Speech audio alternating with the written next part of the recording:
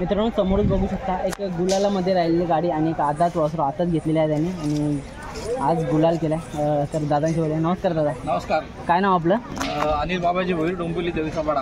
आजच मी वासरू 10 दिवस आधी खरेदी केलेला साताऱ्यावरनं। घोड्याच्या काळात पळ होता, कर्जतला वासरू होता। आपण त्याला घोड्याच्या काळात पळ बघून आज तो वासरू 51,000 रुपयाला खरेदी केलेली आहे आणि कुठल्या नंदीची मी अशी किंमत करत नाही, पण जी आता खरी किंमत सांगावं लागते कारण भरपूर लोक मला विचारतात कितीची खरेदी तर आज त्यांच्या समोर सांगतो की मी 51,000 रुपयाला का घेतलाय आणि मुंबईमधला पहिलाच गुलाल आणि पब्लिकनी पळतो हा वासरू। ओके दादा, पब्लिकनी पळणं खूप जास्त डिफिकल्ट असतं आणि आज तुम्ही वासरू पळवला, काय बोलता? कारण का पब्लिकनी पळणं म्हणजे प्रत्येक बैला नंदीला जमत नाही, कारण का बघायला गेलं तर कोण ना कोण म्हणजे गमच्याचा मारतो किंवा पब्लिकनी घाबरतो नंदी। अशा टायमाला तुम्ही पब्लिकने पळवला आदात वासरू।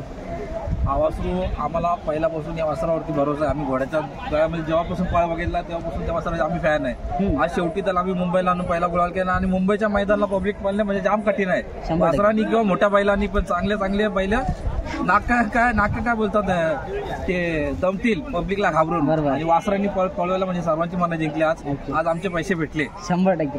काय नाव बोललं दादा वासराचं? पिस्तूल। आणि आपला सोबत पळाला आज पैरा शंभू म्हणजे घरची गाडी। तर येणाऱ्या काळामध्ये आपण घरची गाडीच पळवणार 100%। आणि कसा वाटला पल, कसा वाटला? कारण का आता आदात वासरू काय वय काय असेल नंदीचा आपल्या? 16 ते 17 महिन्याचा आहे। ओके। सुट्टीपासून असा निघतो की मध्यंतरी आला का अजून स्पीड लावतो, जो स्पीड मध्ये लावतो शेवटपर्यंत तोंडाला लावतो। ओके, मग काय खरेदी करताना काय खासियत आवडली तुम्हाला याच्यामध्ये? याचा मला फळ आवडला आणि जो बैल तापडपणा आहे आणि त्याचा पल्ला पण एकदम मस्त आहे आणि बैलामध्ये बघायला गेला तर गुणी बैल आहे। ओके दादा, तुम्ही आणि स्वभावाला वगैरे कसं आहे दादा? एकदम शांत आहे, एकदम शांत आहे, मारत वगैरे काहीच नाही। ओके, एकदम शांत स्वभाव दादा। आता तुम्ही बोलले की पब्लिकनी पळवतो, आता म्हणजे आपण खरेदी करताना असा विषय असतो की आपल्याला माहित नसतं कोणत्या खांद्यानी परफेक्ट पळला तर मग अशा वेळी तुम्ही कसं का म्हणजे बघितले त्याच्यामध्ये का हा पब्लिकनेच पळेल किंवा आतूनच पळेल? आम्हाला उजव्या खांद्याने पळतो आम्हाला एवढा माहिती, पण आम्ही आणल्यापासून ना त्याला जुपणी चालू आहे। मी बाजारामध्ये फिरवतो, माणसांमध्ये फिरवतो आणि जेव्हा मी स्वतः त्या गाडीवरती ड्रायव्हर असेल मला अंदाज आहे की हा बैल फॅमिलीने पळेल की नाही पळेल, त्याची भीती वगैरे सर्व मेलेली आहे। मुंबईच्या पब्लिकला बोलतो म्हणजे त्याच्यामध्ये काहीतरी दमकम आहे म्हणून 100%। आणि येणाऱ्या काळामध्ये काय अपेक्षा असणार आहे तुम्हाला?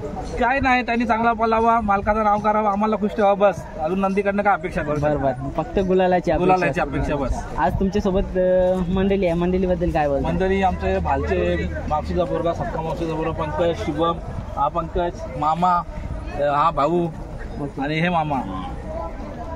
दादा आज बघायला गेलं तर संपूर्ण नातेवाईक बैलगाडा क्षेत्रामध्ये का होईना सगळे एकत्र येऊन हा नाच जोपासतात, काय बोलताय? कसं या बैलगाडी क्षेत्रामध्ये एका दुसऱ्याला काम नाही, याच्यामध्ये संगत महत्वाची आणि मित्र परिवार महत्वाचे। 100%। माणसं आहेत तर तुमचा बैलगाडा आहे, नाही तर बैलगाड्या नाहीये। 100%। तर दादा असंच गुलाल तुम्हाला भेटत राहील। आणि आज कसं काय असणार, दुसरी शर्यत करणार आहे? नाही, दुसरी शर्यत नाही। आता वासरू आहे आमचा, वासराचा आम्ही 15 दिवस 18 दिवस त्याला आराम देणार आणि 15 दिवसाच्या गॅप नंतर पळवणार। ओके, मग 15 दिवसाच्या गॅप मध्ये त्याला ट्रेनिंग वगैरे कशी करतात? ट्रेनिंग आता त्याची खुराक चांगली आहे, अजून खुराक वाढवणार आणि त्याच्या पवाटी वगैरे पवनी चालू ठेवणार, फिरवणं चालू ठेवणार।